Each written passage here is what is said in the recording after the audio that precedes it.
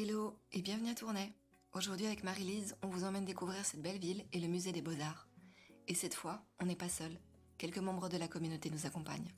On commence directement au cœur de la ville. Et ici, difficile de passer à côté de la cathédrale Notre-Dame de Tournai. Elle fait partie du paysage depuis longtemps et elle est même inscrite au patrimoine mondial de l'UNESCO depuis l'an 2000. Sa nef est de style roman, tandis que le transept marque la transition entre l'architecture romane et l'architecture gothique. Puis, entre 1243 et 1254, le chœur est entièrement reconstruit dans le nouveau style gothique qui commence alors à s'imposer. Et quand on se rend compte des dimensions, on comprend vite pourquoi elle impressionne autant. La cathédrale fait 134 mètres de long, plus que Notre-Dame de Paris.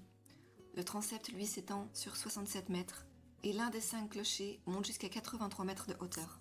En chemin, on s'arrête également sous la chapelle Saint-Vincent dans un passage qu'on appelle la Fausse Porte, où se cache une inscription en latin assez surprenante.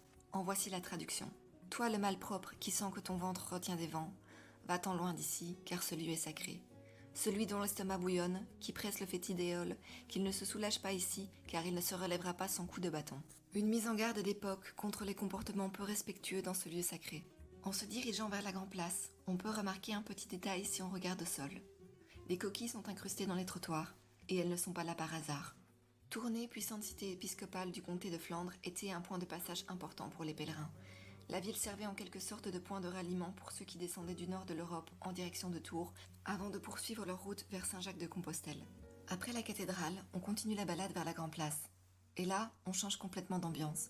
C'est un espace vivant, entouré de bâtiments historiques, avec une vraie atmosphère de ville animée. On remarque aussi plein de petits détails en se promenant. Les éléments décoratifs sur les potelets, ou encore les blasons liés à l'histoire de la ville. La Grande Place, c'est aussi un lieu où on se pose facilement. On apprend que Tournai fait partie des villes avec une forte concentration d'établissements Horeca par habitant.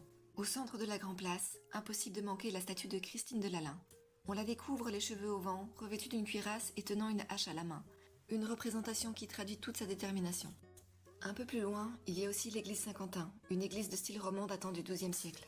On continue et puis on arrive à un autre point fort de la ville, le beffroi de Tournai.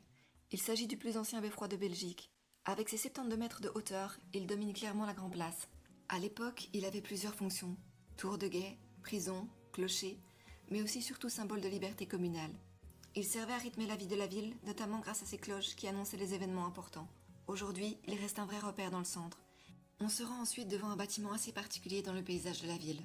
Le musée des Beaux-Arts, qui est le seul musée conçu par Victor Horta, un des grands noms de l'architecture belge. Et rien que ça donne déjà une idée du lieu. Le bâtiment est intéressant parce qu'il marque une transition. On est à la croisée de l'art nouveau et une forme de modernisme inspirée de l'art déco.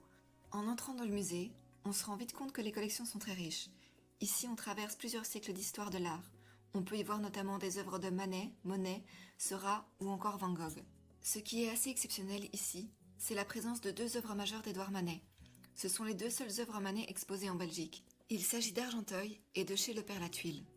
Ces 2 tableaux font partie de la collection du mécène bruxellois Henri van Cutsem qui a légué sa collection à la ville de Tournai au début du XXe siècle. Argenteuil, peint en 1874, représente un canotier et une jeune femme au bord de la Seine, dans une scène emblématique de l'impressionnisme.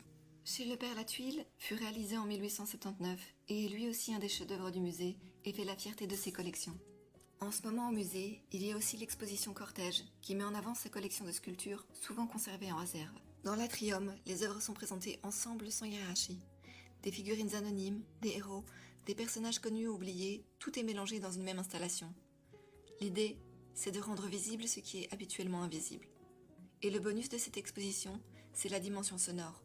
Une création musicale accompagne la déambulation, un peu comme une procession lente, presque rituelle, au milieu des sculptures.